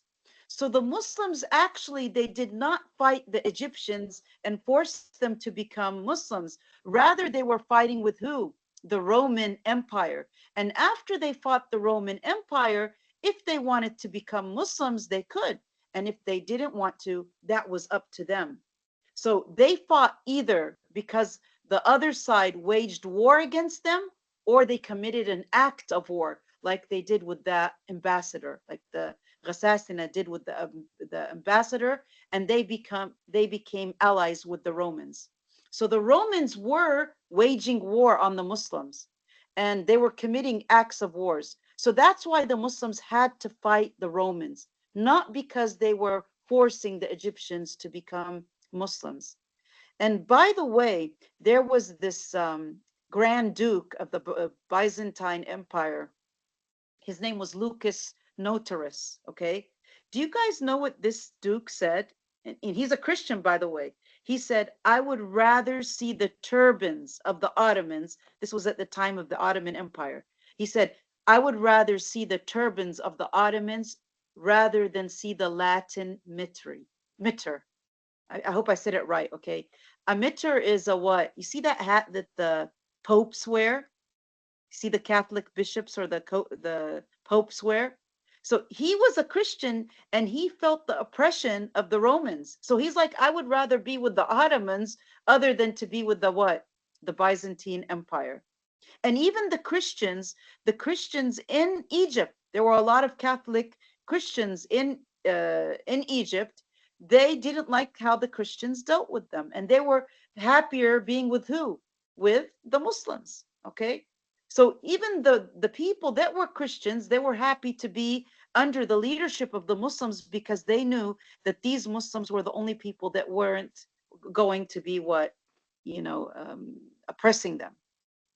Okay, so we've got 2 more points to go and then we'll be finished. Number 6, the question is, when can a Muslim have a war against people? When is jihad in Islam legitimate? When is it legal for a Muslim to have war? And this is a very important thing. You guys know, if you open to Surah Al-Baqarah, Allah subhanahu wa ta'ala says, وَقَاتِلُوا فِي سَبِيلِ اللَّهِ الَّذِينَ يُقَاتِلُونَكُمْ وَلَا تَعْتَدُوا. In the ayah, Allah said, fight the people who fight you, but do not be transgressors. Okay? We cannot start the battle. We cannot be mu'tadeen. We cannot be transgressors. Okay, so if we cannot be transgressors, the question that arouses is, well then, when can a Muslim fight? Why did Allah subhanahu wa ta'ala make jihad? Actually, jihad was made for two main reasons. The first one is self-defense. And that's why Allah subhanahu wa ta'ala said in Surah Al-Hajj, permission has been granted for fighting to those who are being fought because they have been wronged. And indeed, God is capable of granting them victory. Allah said, أُذِنَ لِلَّذِينَ يُقَاتَلُونَ بِأَنَّهُمْ ظُلِمُوا وَإِنَّ اللَّهَ عَلَى نَصْرِهِمْ لَقَدِيرٌ. All of you guys know the word ظُلُم, oppression. So of course, everybody has the right to self-defense. So that's the first reason Allah subhanahu wa ta'ala made jihad. The second reason is to put an end to injustice and oppression against the weak and the oppressed. For this reason, Allah subhanahu wa ta'ala, He blames every Muslim in the Quran and tells every Muslim, وَمَا لَكُمْ لَا تُقَاتِلُونَ فِي سَبِيلِ اللَّهِ. Why is it? What's the matter with you? Why aren't you guys making jihad fi sabilillah? And you are seeing those people that are weak, either they be men or women or children. They are weak and they are killing them. And those weak children are saying, رَبَّنَا أَخْرِجْنَا مِنْ هَذِهِ الْقَرْيَةِ الظَّالِمِ أَهْلُهَا. They're out there, they're saying, oh people, get rid of these people that are oppressors. Get us out of this country, this village that they're oppressing us. وَاجْعَلْ لَنَا مِن لَدُنْكَ وَلِيًّا وَاجْعَلْ لَنَا مِن لَدُنْكَ نَصِيرًا. How many Muslims out there, whether they be men or women or children, they're being oppressed and they are screaming out to the people to help them and to fight and put an end to injustice. Allah subhanahu wa ta'ala sent this ayah 1,400 years ago. And Allah is telling people, what's the matter with you? What's wrong with you? You're seeing them, they're weak and they're oppressing them and you're not doing anything. So this is another reason. What do we say today when there are tens and thousands of Muslims being killed and slaughtered? Okay? So this is another reason why Allah made jihad fi sabilillah. So it's not so we can transgress, rather it is for us to do what? To, fight for our rights and to help the people that are being oppressed. And once, to show you guys that we have the morals of Islam, when the Muslims entered a city called Samarkand, and this city is in Uzbekistan today, okay? When the Muslims went in there, to Uzbekistan, it seems that they didn't go by the regulations that had to do with the Islamic code of war, okay? So they went into Uzbekistan or to Samarkand, and they didn't do what they were supposed to do as Muslims when they go to another country. The people of Samarkand, what did they do? They went and they complained to the Khalifa Umar ibn Abdul Aziz. And of course, this was at the time of who? Umar ibn Abdul Aziz was at the time of the Umayyads, okay? And he was a very just Khalifa. They went and complained to him. And they told him that the Muslims, when they came into Samarkand, they came in without giving them a 3-day notice. Because this was a rule that no Muslim army can invade a city unless they give them a 3-day notice ahead. Okay? So when the Khalifa heard about this, he sent a judge to Samarkand in order to look into the matter. And when the judge asked the people of Samarkand what happened, he found out that what they said was right. So what did Khalifa Umar ibn Abdul Aziz do? He told all of the Muslim army, he ordered them to retreat and to leave the city because they violated the rules of Islam. They barged in without giving them 3-day notice. Do you know what happened? As the army was retreating and they were following the rules of Khalifa Umar ibn Abdul Aziz, and when they saw that Khalifa Umar ibn Abdul Aziz was just, while the Muslim army was leaving Samarkand, many of the Samarkandis were embracing Islam. And they said, La ilaha illallah, Muhammad Rasulullah. So look at the akhlaq, the morals of the Muslim army. And if the Muslim army did not abide by these akhlaq, they were punished. And they were punished in front of the non-Muslims. And this proves that Islam is a just religion. And being a Muslim does not give you the right to have injustice on any human being in this world. And we must fight for, for the people that are weak, not just the Muslims. We will fight and stand up for anybody who is living oppression. Okay? So that's another, nice point to talk about. And the last point we're going to talk about, sisters, is something called jizya. Okay? And all of you guys know that jizya is a tax that's imposed on non-Muslims in an Islamic state. A lot of people might ask, why do they have to pay jizya? Do they pay jizya because this is a form of oppression?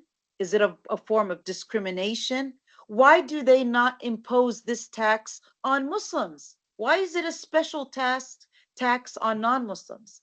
And actually the answer we can answer this from many ways. Okay? The first thing we have to understand is non-Muslims, true, they pay jizya, but Muslims pay a tax too. What is it? What is the tax that Muslims pay? Zakat. Zakat, right? So you can't say that, oh, non-Muslims are paying a tax and Muslims are not. So we're not being discriminative. We're not being oppressed. We're not oppressing them, because just like non-Muslims pay jizya, we as Muslims pay something called what? Zakat, and it's a form of tax. That's number one. So that's the first thing. They're not distinctive in it. Number two, what is the purpose of jizya in Islam? Why, even in countries today, why do people pay taxes? You guys know in America, I mean, you've got state taxes. When you go to any grocery store or any store, you buy something, you pay an extra tax. And then at the end of the year, you have something called income tax. Why does a citizen pay taxes? To provide services that protect the citizens of a country. So in the end, the roads, the hospitals, the police, the fire departments, the ambulance, all of these services come from what? From the tax that the people pay. So the tax actually comes back to the people, if you think about it. Okay? So the same thing in an Islamic country. Yes, Fadali. Can they mix the tax from non-Muslim with the zakatul mal in one box? No, I'm not saying to mix it. No, because the Then zakah has my its question. masarif. You didn't say it, but it's a question that just hit my mind, and it's Yes. Well, we legal. have to understand in the ayah, إنما الصدقات للفقراء Hey, والمساكين والعاملين yeah, عليها. So yeah. it has certain masarif, okay? Because I can't So consider maybe the tax that's taken from the non-Muslims could be put in a different, yeah, masraf. I But can't. the tax or the zakah has its certain masarif, okay? Yeah, It's the 8 masarif that we all know. Wallahu ta'ala. pure money, isn't it? Yeah. From Muslims. Okay. Okay, and another thing is, if you notice, this is very important. When the Muslims would leave this place, could they know that these people are being loyal?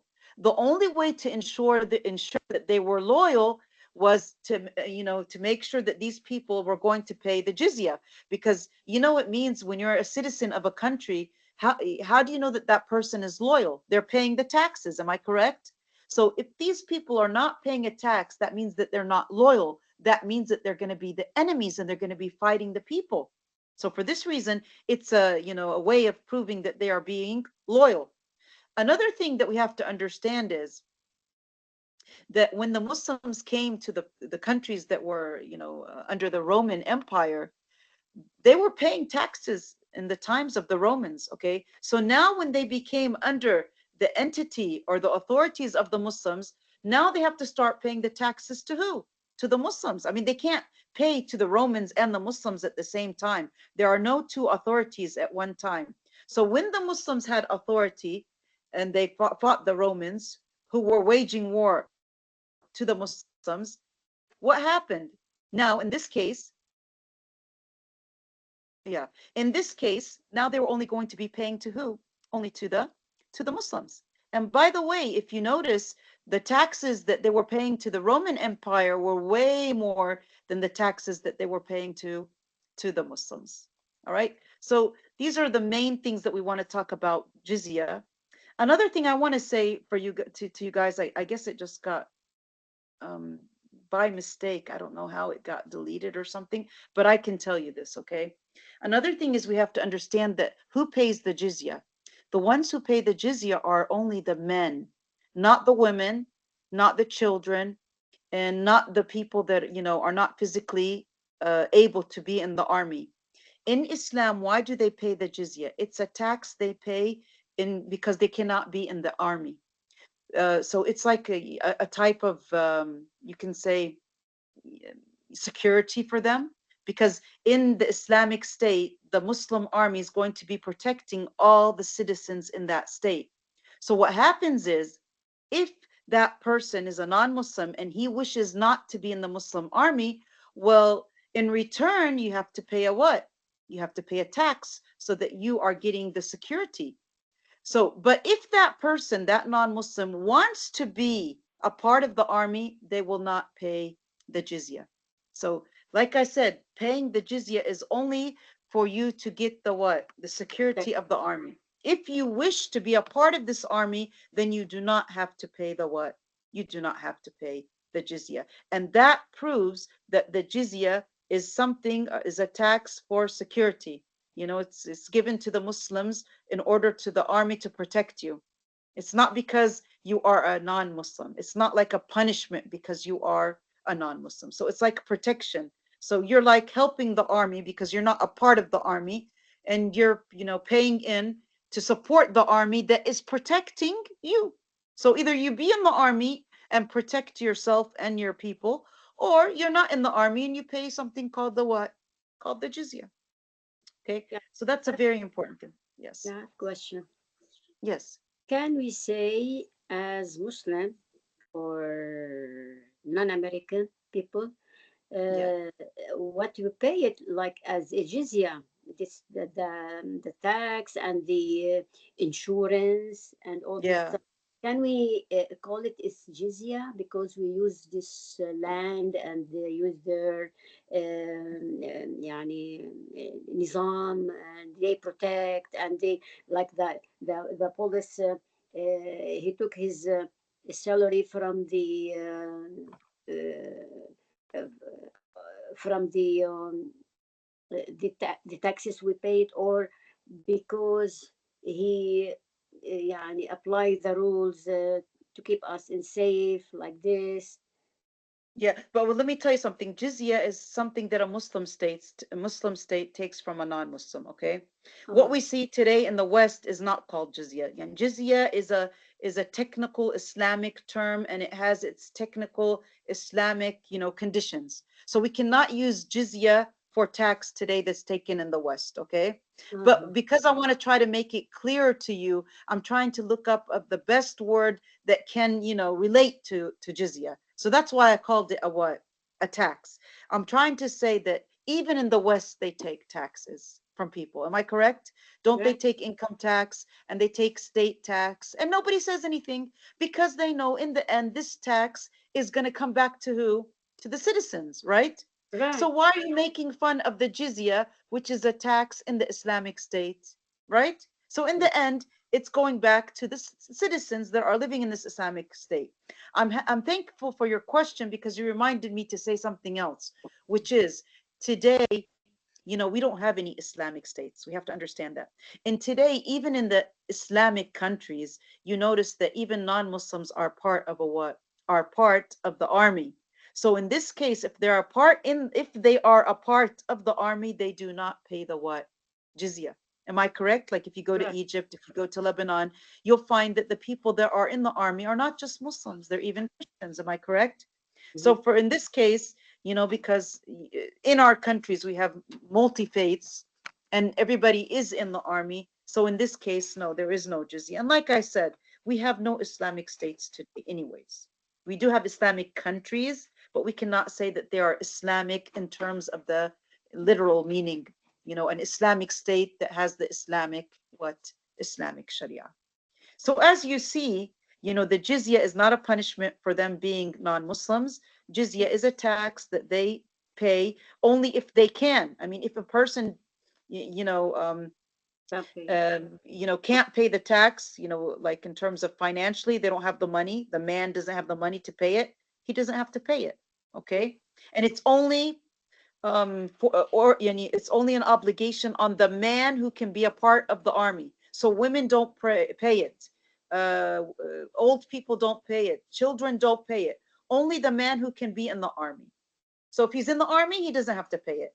If he can be in the army, but he doesn't want to, he has to pay it. So it's a kind of tax he pays to, help the army that's protecting him. The last thing I want to say, yes, sister. Yeah, go on. Okay, the last thing I want to say is, you guys say that Islam spread by the sword. Isn't that what you said? Well, I challenge you guys to open the Mus'haf, to open the Quran, and I challenge you to find the word sword mentioned in the Quran. I mean, if Islam was spread by the sword, like they say, and there are a lot of ayahs that talk about jihad and stuff like that, right? But did you see the word sword mentioned? No, it's not, So for this reason, we have to understand that the sword and force in general are employed in Islam for the sole purpose of defending the truth only. So defending justice and defending the truth and to achieve peace. That's why there is jihad fi sabilillah, not because we want to compel people or make people become what? Become Muslims. I hope in these points that I was able to bring out a few arguments that will be beneficial for you guys. In the end, we've got just a few words that we want to choose for today.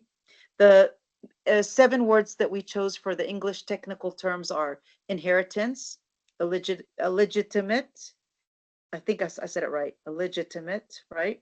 Invalid, sacrifice, slaughter, terrorism, and testimony. What are the meanings of these words? I try to choose the words that kind of have to do with what we're talking about. Okay, illegitimate means it's illegal. In Arabic, we call it غير شرعي. Inheritance, of course, is the money or property left by a dead person. In Arabic, we call it mirat. And inshallah, the next class, we're going to be talking about the woman's inheritance in Islam. And I'm going to give you guys some, proof and give you some problems to solve to prove what we're going to be talking about.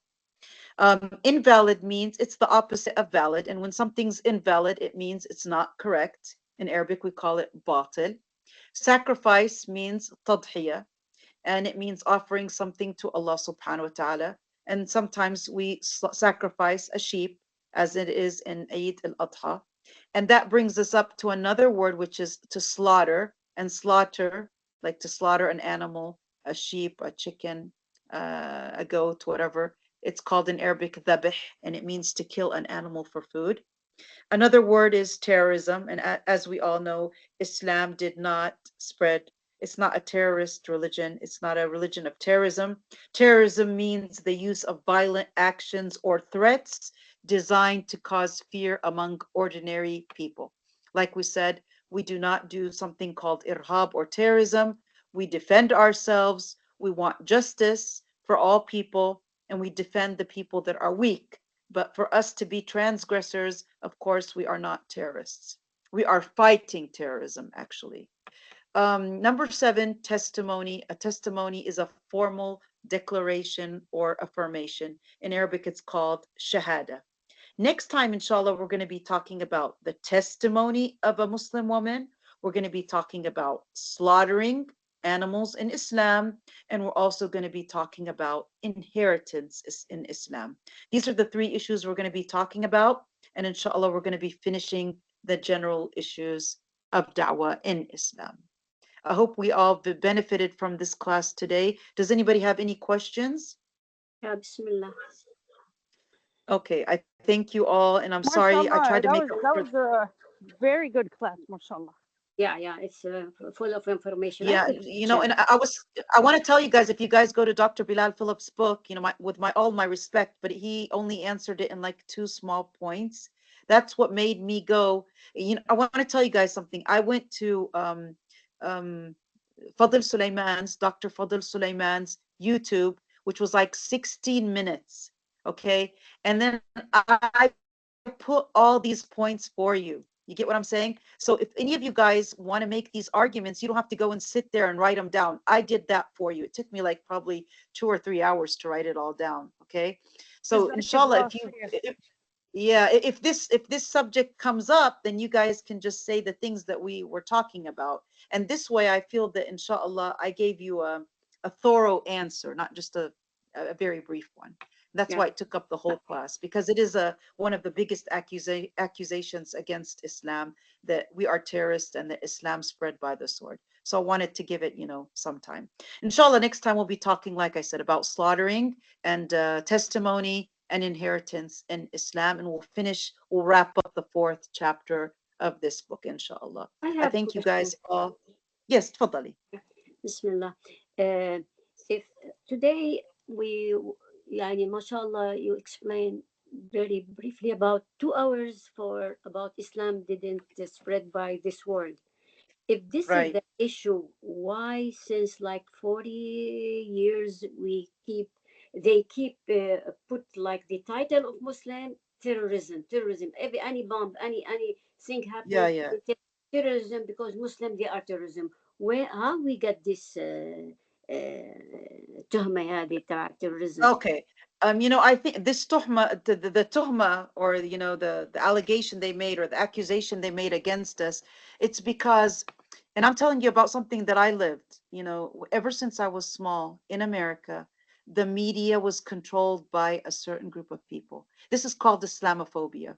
Okay. So Islamophobia needs the media to do this. All right.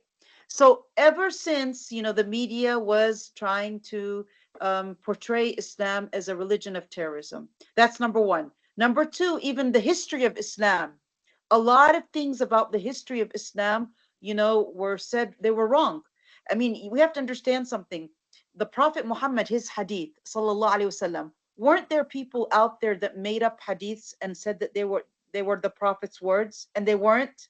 But the Muslim scholars came and they showed that these, were not hadiths of the Prophet sallallahu alaihi wasallam. So they came to these hadiths and they said, this is Sahih and this is not Sahih. Right. We took a lot of time looking to the hadiths of the Prophet, but also we didn't look to the history of Muslims. A lot of things out there that they teach people about Islam and the Islamic history is incorrect. And they're making movies about it, and they're putting it in the history books, and they're saying things that are false. For instance, when they look to the Ottoman Empire and they say Abdul Hamid was a sick man. Why are they saying he's a sick man? He wasn't a sick man whatsoever. Do you guys know why they called him a sick man, and that the Ottoman Empire was a sick dynasty and it was a weak dynasty? Do you guys know why they made up all that, the things they said about him? Because Abdul Hamid was asked to give Palestine to the Jews, and he refused this. And because he refused to give Palestine to the Jews, what did they do? They did this to him, and they put him, aside, and they brought Kemal Ataturk to take his place. So what they do to history is they try to portray the Muslims as violent, as bad people, as sick people.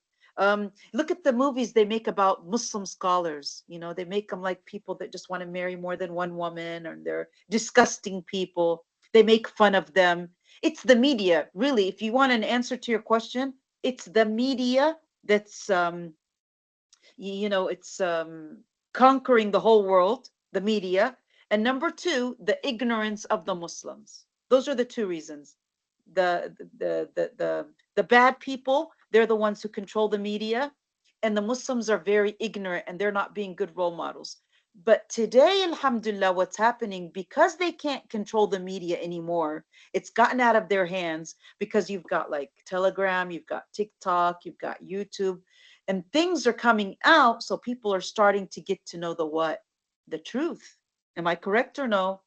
Today, a lot of things are coming into, people are like, oh, why did we believe this a long time ago? This isn't true.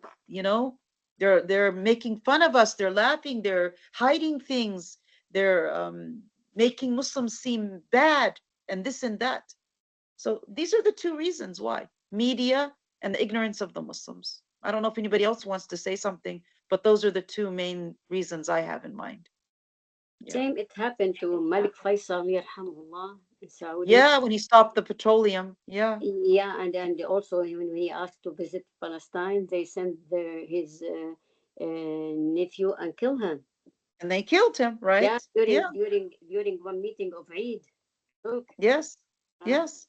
Yeah. yeah, So it's if you stick up to what's right, you're gonna be killed. Okay. And then after that, what they're gonna do is, how are they gonna make the people hate that person because he's supposed to be a hero, right? They're right. gonna try to make him be like a sick person, a person that's backward, a person that was making the Muslims be in the cave ages. Well, I want to ask a question. When the Muslims left Islam, MashaAllah, did they become a superpower? No, we became third world countries. So when we had Islam, we had the strength and we had the izzah, right? But when we left Islam, look what happened to us. Yeah, That's what you know. Alice. So our izzah and our quwwah and our strength is in Islam. So not everything we learn in history books is correct. Not everything you see on the movies or in documentaries is correct. The media changed and altered a lot of things. Yeah. As the Prophet ﷺ said that قيام الليل is شرف المؤمن and استغناءه عن الناس عز. Yeah, that's true. That's true. Ah, But yani, in the end, the truth will prevail. And the people that were blind, they will see the truth. And I'm sure, I'm sad to say this, but many times people have to see the truth through what? Through a lot of catastrophes and a lot of people becoming martyrs. That's the only way they can see it, you know. But right. alhamdulillah, in the end, the martyrs go to the Jannah, and inshallah, the truth will prevail. بإذنه تعالى. And our Yes. job in Dawah that to return back the Muslim to their Islam and raise There is the, teach, make Dawah by teaching the young Muslim because they will hold this, they spread this message after we leave. Because Yeah, you're Islam, right. future of Islam depend upon these people, these young people. Yeah.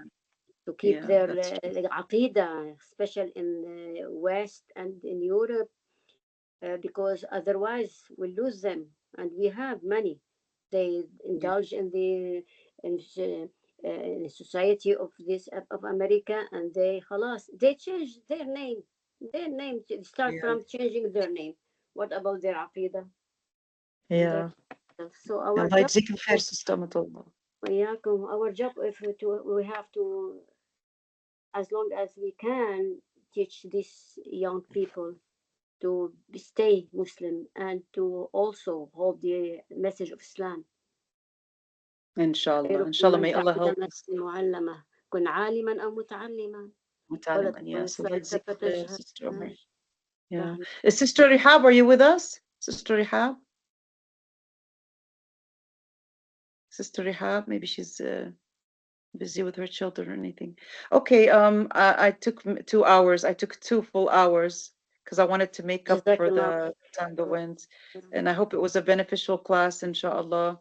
الحمد And I, لله brought up a lot of points that you can, inshallah, خير. benefit from. And Sister Umayya, if there's any question you have, don't, there's no problem. You have my WhatsApp application. You can call me anything. If you want me to translate something to Arabic, no problem whatsoever. إن شاء الله جزاك الله خير. Yeah. Don't be hesitant whatsoever. Anything you need me to translate, if something wasn't, understood because of the language, إن شاء الله. أنا في الخدمة. أنا في الخدمة. يعني بارك الله فيك بارك الله. وإياكم جزاكم الله خيرا. نسأل الله سبحانه وتعالى أن يتقبل منا ومنكم وآخر دعوانا الحمد لله رب العالمين. نستودعكم الله دينكم وأمانتكم وخواتيم أعمالكم. السلام عليكم ورحمة الله وبركاته. معكم يا رب. السلام عليكم.